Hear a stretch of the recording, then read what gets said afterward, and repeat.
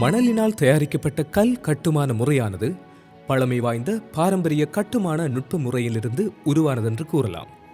இது இலங்கையிலும் உலகின் பல நாடுகளிலும் பாவனையிலுள்ள ஒரு கட்டுமான முறையாகும்.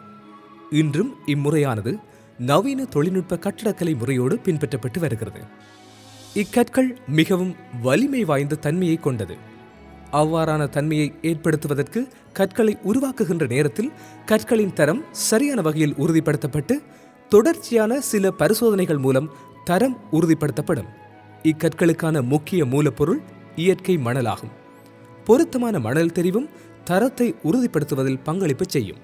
அகழ்ந்தெடுத்த மண்ணை ஈரப்பதன் ஏற்படாதவாறு பாதுகாப்பாக வைத்திருத்தல் அவசியமாகும்.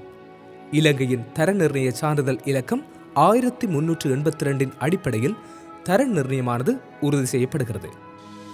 இதன் பிரதான நன்மைகளாக செலவு மீதப்படும், குறைந்தளவு மனிதவலுவே பயன்படுத்தப்படும், தேவையற்ற மாசுகள் தடுக்கப்படுகிறது. இக்கற்களுக்கான பொருத்தமான மணல் இலங்கையின் பல பாகங்களிலும் காணப்படுகிறது. இதன் உற்பத்திக்கு சாதாரண வேலையாட்கள், சாதாரண இயந்திர பொறிமுறைகள் மட்டுமே தேவைப்படும். அந்தந்த கட்டுமான பகுதிகளிலேயே கற்கள் தயாரிக்கக்கூடியதாக இருப்பதனால் போக்குவரத்து செலவுகள் மீதப்படும். சீமேந்தின் பயன்பாடு மட்டுப்படுத்தப்படுகிறது. தரமான கட்டுமானத்தை மேற்கொள்கின்ற போது பூச்சி வேலைகளுக்குரிய செலவு மீதப்படும். இங்கு லிண்டல் அமைப்பிற்கு பொருத்தமான கற்கள் பயன்படுத்தப்படுவதனால் பலகை பொருத்து வேலைகளுக்கு அவசியம் ஏற்படாது. இயற்கையான மணலின் நிறம் கட்டுமானத்தை பார்ப்பதற்கு அழகாக்கும். சூழல் வெப்பநிலை மாற்றத்திற்கு அமைய தட்பவெப்பநிலை பேணப்படுவதுடன் சூழலுக்கு ஒத்திசைவான தன்மை பேணப்படும். சாதாரண கட்டுமான வேலைகளை செய்வதற்கு இழப்பீடாகும் சக்திக்கு குறைவாகவே இங்கு சக்தி இழப்பீடாகும். இலகுவான முறையில் கட்டுமான பணிகளை மேற்கொள்ளலாம். இக்கட்டுமானத்தை பொறுத்தவரையில் பொருத்தமான மணல் தெரிவு, தரமான வடிவமைப்பு, தரமான கட்டுமானம் போன்றவை ஆதிக்கம் செலுத்துகின்றன. அத்தோடு சில வரையறைகளும் உண்டு.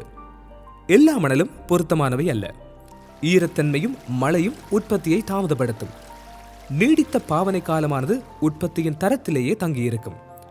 கட்டுமானத்திற்கு முன்னரான கற்களின் ஈரத்தன்மை கற்களின் மேற்பரப்பை பாதிக்கும்.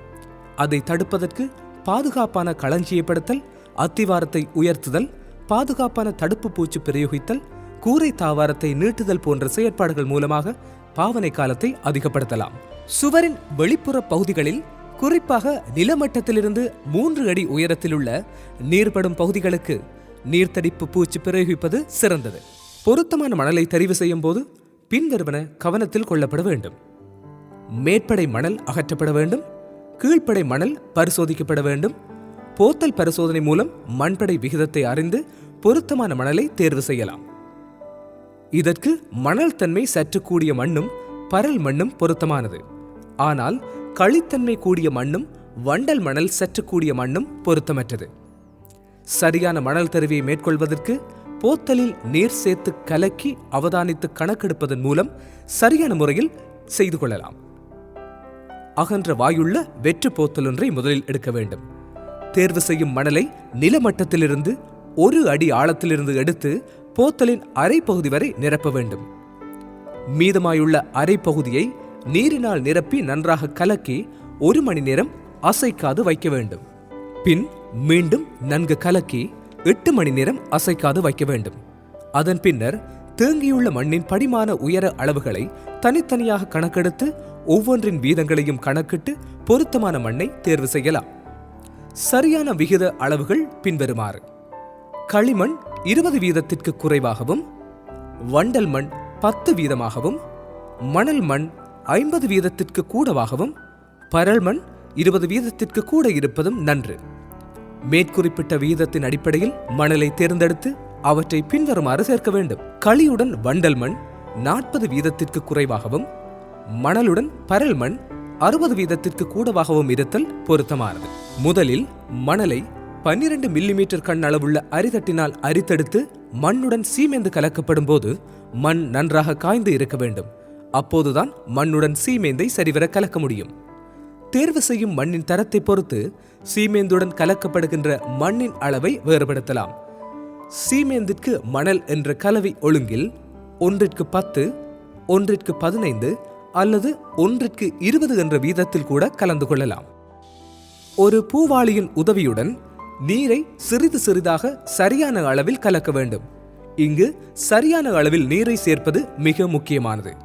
கலவையின் தரத்தை பின்வரும் முறையில் பரிசோதித்து பார்க்கலாம். சேர்த்து செய்த கலவையிலிருந்து ஒரு கைப்பிடி கலவையை உருண்டையாக்கி 3 அடி உயரத்திலிருந்து கடினமான மேற்பரப்பின் மேலோ அல்லது தட்டையான பலகை ஒன்றின் மீதோ விழச் செய்தால் 4 துண்டுகளுக்கு குறைவான பகுதிகளாக உடைந்தால் நீர் அதிகமாக சேர்க்கப்பட்டதாக கருதப்படும். 4 தொடக்கம் 10 பகுதிகளாக உடைந்தால் கலக்கப்பட்ட நீரின் அளவு சரியானதாகும். 10க்கு மேற்பட்ட பகுதிகளாக உடைந்தால் நீர் குறைவாக கலக்கப்பட்டதாகவும் கருதப்படும். இதற்காக பொருத்தமான அச்சுக்களை கொண்டமைந்ததாக சில இயந்திரங்கள் காணப்படுகிறது. அவை மனித வலுக்கொண்டு இயக்கப்படுகின்ற இயந்திரங்களாகவும் மின் வலுக்கொண்டு இயங்கும் தன்னியக்க இயந்திரங்களாகவும் காணப்படுகின்றன. மனித வலுக்கொண்டு இயக்கும் இயந்திரம் அண்ணளவாக 1 லட்சம் ரூபாவாகவும் மின்வலு கொண்டு இயங்கும் தன்னியக்க இயந்திரம் கிட்டத்தட்ட 5 லட்சம் ரூபாவாகவும் காணப்படுகின்றது.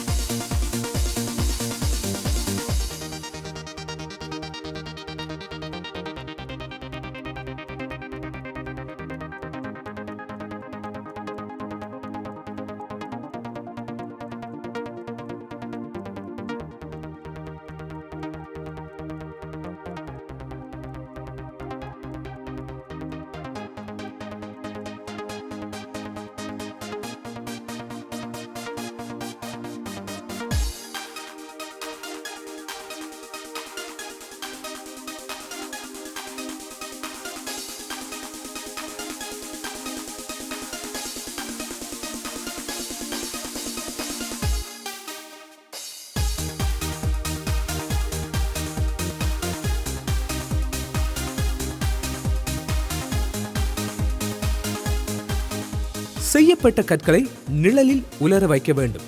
ஒருபோதும் வெயிலில் வைக்கக்கூடாது. நிழலுக்கு கூடாரம் அமைத்தோ அல்லது கருப்பு நிற மெழுகுத்தாள் கொண்டு மூடி வைத்தோ உலர வைக்கலாம். அவ்வாறு செய்தபடி 14 நாட்கள் வைக்க வேண்டும். அந்த 14 நாட்களும் ஒரு நாளுக்கு 3 தடவை வீதம் பூவாளியின் மூலம் நீரை தெளித்து கற்களை நனைக்க வேண்டும். பின்னர் கல்லின் பலம் பொருத்தமான அழுத்த பரிசோதனை இயந்திரம் மூலம் பரிசோதிக்கப்படும். கல்லின் பலமானது குறிப்பாக பின்வருவனவற்றில் தங்கியுள்ளது: மணலின் வகை, சீமேந்து கலக்கப்படும் விகிதம், நீர் சேர்க்கும் விகிதத்துடன் தொடர்ச்சியான நீர்த்தளிப்பு முறைகளிலும் அடங்கியுள்ளது. சுவர் கட்டுவதற்கான மண்ணை 3 மில்லிமீட்டர் அல்லது 4 மில்லிமீட்டர் வலையினால் அறிந்தெடுத்து பரல் மண் அல்லது மணல் மண் முன்னர் பரிசோதனையில் கண்டறிந்தபடி 60 வீதத்திற்கும் அதிகமெனின் 1:6 சீமெந்திற்கு மண் என்ற அளவில் சாந்து தயாரிக்கலாம். 60 வீதத்திற்கு குறைவு எனின் 1:3 சீமேந்து மண் மணல் என்ற அளவில் சாந்து தயாரிக்கலாம்.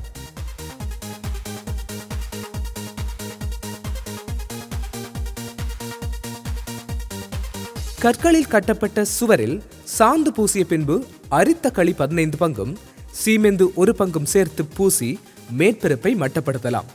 தரமான கற்களை கொண்டு செய்யப்படுகின்ற மேற்பரப்புக்கு சாந்து களி பூசுவது அவசியமில்லை. அறிந்தெடுத்த பொடிமணல் 3 பங்கும் சீமேந்து 1 பங்கும் குறிப்பிட்டளவு கெமிபிக்ஸும் நீரும் சேர்த்து வர்ணப்பூச்சுக்குரிய கலவை தயாரிக்கலாம். இதனை பிரயோகிப்பதன் மூலமாக கற்களில் உள்ள நுண்ணிய துளைகள், சிறிய வெடிப்புகள் போன்றவை நிரவப்படும். களிமணிலை எடுத்து தேவையான அளவு நீர் சேர்த்து ஒரு சாக்கின் மூலமோ அல்லது நுண்ணிய கண்ணறையுள்ள அரிதட்டின் மூலமோ வடிகட்டி களியை மட்டும் தனியாக பிரித்தெடுத்து காய வைத்து நன்கு பொடியாக்கி வைக்க வேண்டும். கட்டப்பட்ட கற்களின் இடைவெளி நிரப்பும் கலவைக்கு 1:2:3 சீமேந்து களி அரித்தெடுத்த பொடிமணல் என்ற ஒழுங்கில் கலந்து கலவை தயாரித்து பிரயோகிக்கலாம். அதேபோன்று நிறப்பூச்சிற்கு 4 லிட்டர் களியுடன் 5 யோகட் கப் கெமிஃபிக்ஸும் தேவையான நிறப்பொடியும் கலந்து 6 தொடக்கம் 8 மணித்தியாலம் ஊற வைக்க வேண்டும். பின்னர் ஊற வைத்த களிக்கலவை 5 பங்குடன் சீபேந்து 1 பங்கும் கலந்து நிறப்பூச்சு தயாரித்து பிரயோகிக்கலாம். வர்ணப்பூச்சு தயாரித்து சுவருக்கு பூசி காய வைத்து மணல் தாள் கொண்டு தேய்த்து குறைபாடுகளை நிவர்த்தி செய்து தேவையேற்படின் மீண்டும் நிறக்கலவை பூசி மணல் தாள் கொண்டு தேய்த்து பின் வார்னிஷ் பூசுவதன் மூலம் பொலிவான நிறச்சுவர் மேற்பரப்பை பெறலாம்.